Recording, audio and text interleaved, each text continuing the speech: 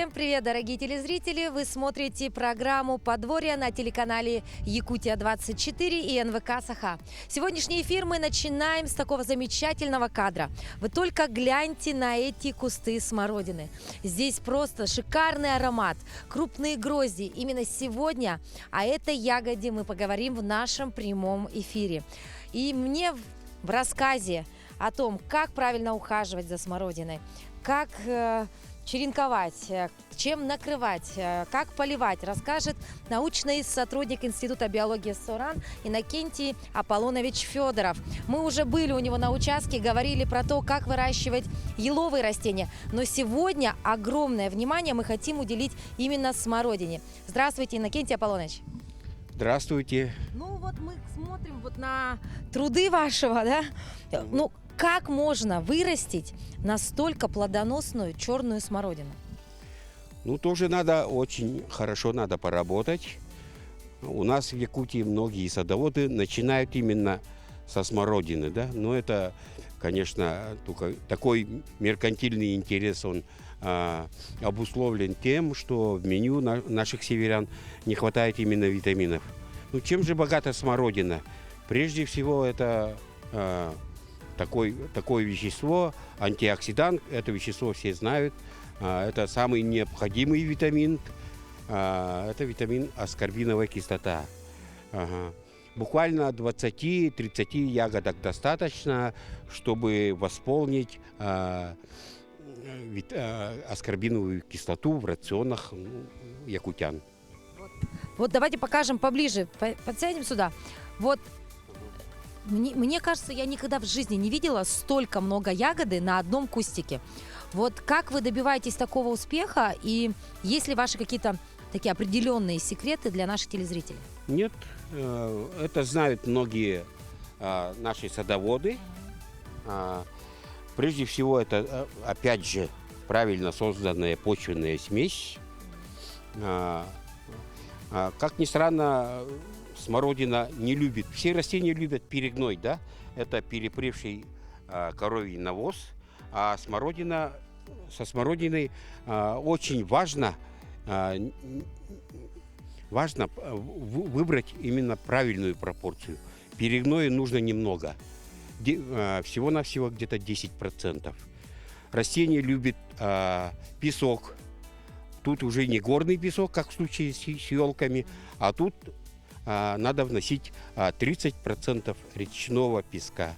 Речной песок, он крупнозернистый, он придает почве так называемую гигроскопичность, это значит пропускает хорошо влагу и придает вот такие аэративные свойства. Это значит пропускать воздух. А поскольку корни растений, они тоже дышат. Вообще растение – это живой организм. Иннокентий Аполлонович, вот я наблюдаю, здесь у вас очень много разновидностей черной смородины, да, и некоторые из кустов накрыты вот такой синей вуалью. Для чего это делается? У меня они были закрыты все. И это вот, вуали подобные, да, это строительная сетка.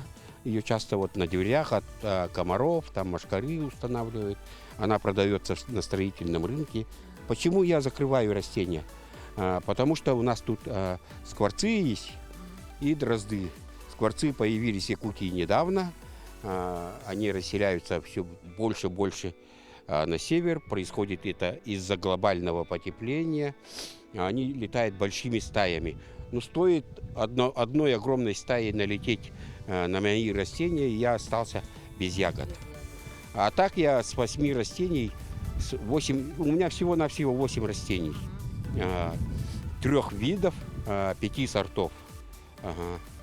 И я с 8 максимальный урожай я собирал в особенно благополучное по осадкам и теплу лете где-то 6 ведер.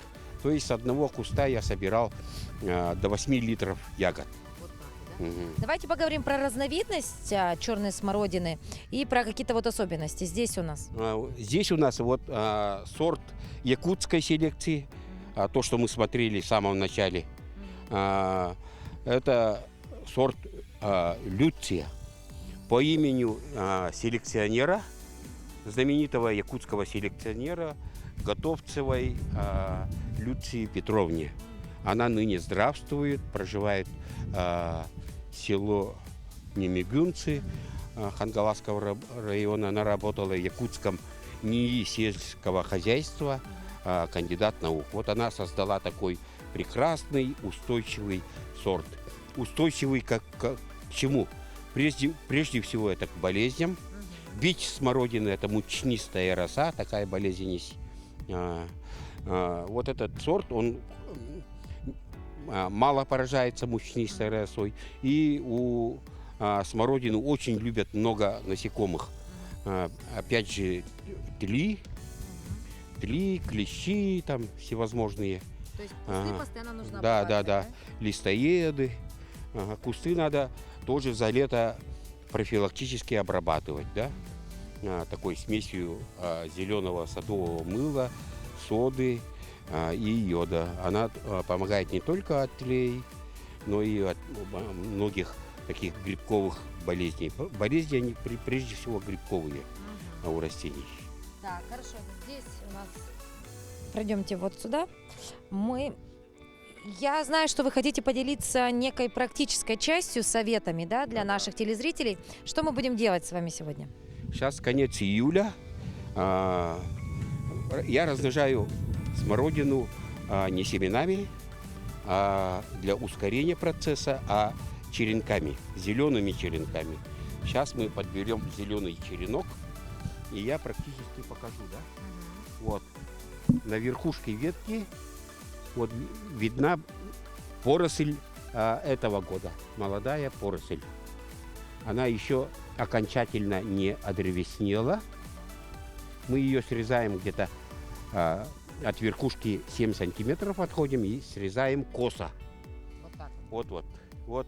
То есть тот самый молодой побег. Ага, молодой побег этого года. Потом удаляем крупные листья. Для чего мы это делаем? Поскольку вот этот черенок без корневой системы, и оно не выдержит нагрузки, да? Не сможет обеспечить вот эти листья водой, питательными элементами. Поэтому мы крупные листья удаляем, оставляем 3 маленьких верхушечных листочка. Вот черенок, готовый к посадке. Давайте пройдемте вот к моим таким производственным ящикам, да. На днях, буквально где-то 4 или 5 дней назад я черенковал. Немножко поздновато, обычно это в середине июля производится, но я проделывал так не раз, да, в конце июля, начале августа, и растения до середины сентября, то есть до наступления заморозков таких сильных, ощутимых осенних, они успевают сформировать корневую систему. Вот у меня черенки на укоренение. Тут сотни черенков, это будущие сотни растений. Вы просто вот такой черенок опускаете? Что же в этих ящиках, да? В этих ящиках обычный речной песок. Просто чистый песок. Чистый речной песок, я его ошпариваю горячим кипятком прямо. Ошпариваю. Для чего это я делаю? Чтобы не было болезней, да? Грибковых, бактериальных, вирусных. У растений есть заболевания свои, да? Как человек, они тоже болеют. После такой горячей обработки песок уже продезинфицирован, да? И вот я показываю, да? Вот этот черенок берем, свежий черенок, и его втыкаем. Просто так в песок? Ага, в песок косо втыкаем. Вот косо воткнули, немножко прижали. Песок должен быть постоянно влажный. То есть его проливаем 1 раз в день. И корневая система-то как появится? Корневая система, вот уже то, что я начал 6 дней назад их посадил, в эти ящики, да, там уже маленькие корешки уже наверняка появились. То есть где-то в начале сентября их отсюда можно вытаскивать, эти сеянцы. Они уже, когда корневая система появляется, растения смородины уже называются не черенками, а сеянцами. Сеянцами. Их можно уже высадить на производственный участок, откуда они будут реализовываться, где они вырастут. И растет смородина очень быстро. Вот у меня питомник, да? Пойдемте. Так, вот значит, саженец от кустика оторвали, правильно отрезали, убрали лишние листики, воткнули в песочек. Через некоторое время у нас образовалась корневая система, и мы уже можем пересаживать его на участок побольше, да? На участок побольше. Вот он. Ага. Вот это вот прошлогодние черенки, которые я в прошлом году укоренял. Осенью, где-то в середине сентября, их посадил вот на постоянное место произрастания. Вернее, это не постоянное место произрастания. Отсюда растение реализуется, да? Реализуется. Ну, распикировал их. То, что посадил их, распихал. И буквально они росли только вот в течение одного лета. Ну, достигли размера до 50 сантиметров, да? То есть их уже можно теоретически высаживать? Их можно уже пересаживать. Можно. Ага. Так, и у нас мы видим здесь даже визуально, да? Мы видим уже здесь визуально разные сорта, да, смородины? У меня 3 сорта, можно сказать, 3 вида, да? Вот это вот высокорослые, это охта. Саженцы охты. А потом низкорослые, с большим количеством листьев. Это листья более округлые. Это охта, смородина дикуша. У нее ягоды не черного цвета, а такого синего цвета, как у голубики. Это вот это. Вот это вот. Кисловатые ягоды, варенье из них получается вкуснейшее. И полезнейшее, да? Полезное чем? Полезнее тем, что оно обладает гипотензивными действиями. Гипотензивным. То есть понижает артериальное давление. Артериальное давление – это бич человечества. Наш малоподвижный век. Многие страдают от гипертонии. Здесь у нас. Вот у нас сорт, тот самый сорт Люции Петровны Готовцевой, сорт Люция. По моим наблюдениям, этот сорт наиболее такой высокопродуктивный, наиболее сладкий, устойчивый к вредителям и болезням. Да? Я его очень рекомендую нашим телезрителям. Вы его посадите и не пожалеете никогда.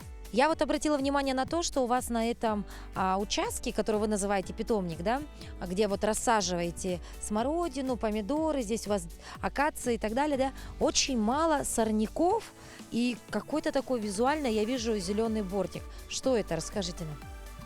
Лето у нас в Якутии очень короткое, да, 90-100 дней, да, теплый сезон, вегетационный сезон мы его называем в науке. И сорняки, все растения буйствуют, они стараются размножаться, да, как семенами, так и корневищами. Вот есть так называемый сорняк злостный, я про него говорил в случае елок, да, это пырей ползучий. На самом деле это очень полезное лекарственное растение, но он бич огородов, да, если он попадает в пырей. Вот такое вот злаковое растение формирует на кончике колосок. Все понятно. Он массовый, он везде растет. Вот в основном 90% сорняков это пырей ползучий. Он размножается на 90% с помощью своих корневищ.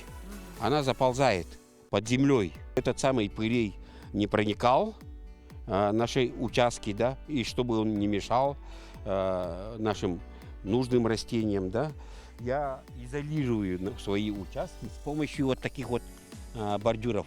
Вот зелененькие ленты, они продаются в дачных магазинах рулонами. Рекомендую вам покупать, уважаемые телезрители, ленты, они рулонами продаются по 10 метров. Рулоны 30 высотой 30-35 сантиметров. Почему 30-35 сантиметров? 5 сантиметров мы оставляем над землей, а 25-30 сантиметров достаточно, чтобы пырей не заползал к нам на участки. То есть вы делаете такой бордюр вокруг вот того участка, где вы не хотели бы, чтобы произрастал тот самый сорняк, и, в принципе, корневую систему он сдерживает этого сорняка, да? Он не проникает на этот участок. Ага. Якутия – это зона сплошного залегания вечной мерзлоты, и корневая система всех растений, она находится именно вот в горизонте выше 25 сантиметров. Растения у нас поверхностные, корневая система у нас поверхностного распространения. Так, ну и давайте вернемся к нашей теме, к смородине красавице. Еще несколько советов таких про ту самую вкусную и полезную ягоду от вас. Вот черенковать мы знаем уже как, пересаживать мы знаем как. Может быть, расскажете нам советы по тому, как предохранить их от болезней и вредителей? Да, тут я хочу немножко расскажу, такой вот дам совет, самый важный совет, да, который является: растения здоровые – это залог хорошего урожая ягод. Вот весной, в ту пору, когда снег только-только стаивает, важно очень не пропустить этот момент. Это конец апреля или первые числа мая. Как только снег под смородиной и вокруг смородины стаял, надо кипятить большое количество воды, да, прямо в бочке надо кипятить, как-то приноровиться, скипятить, и оттуда брать кипяток горячий и ошпаривать кусты. Не бояться, что погибнут почки.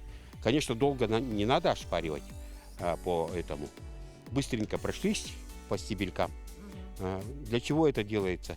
Потому что вот эти споры болезней, да, бактерий, грибков, яйца вредителей и сами вредители зимуют, да, они лежат, вот, находятся прямо на стеблях и находятся под растениями и вокруг них.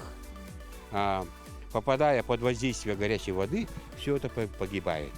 И растения летом меньше страдают от этих самых вредителей и от болезней. Вот это вот наиболее важный совет.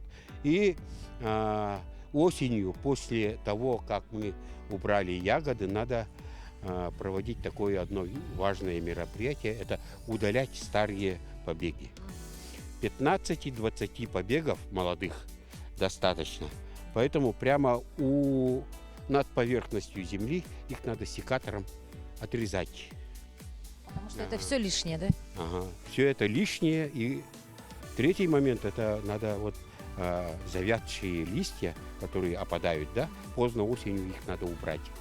Если мы их оставим, то это будет схрон для болезней, это будет кладовая болезней и вредителей.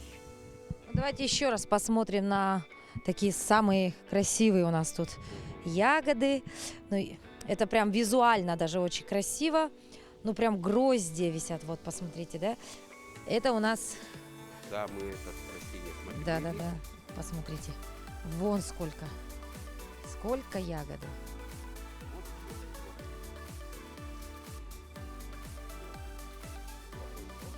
Давайте посмотрим. Он выделяется сразу визуально темной ягодой, да? Темные ягоды.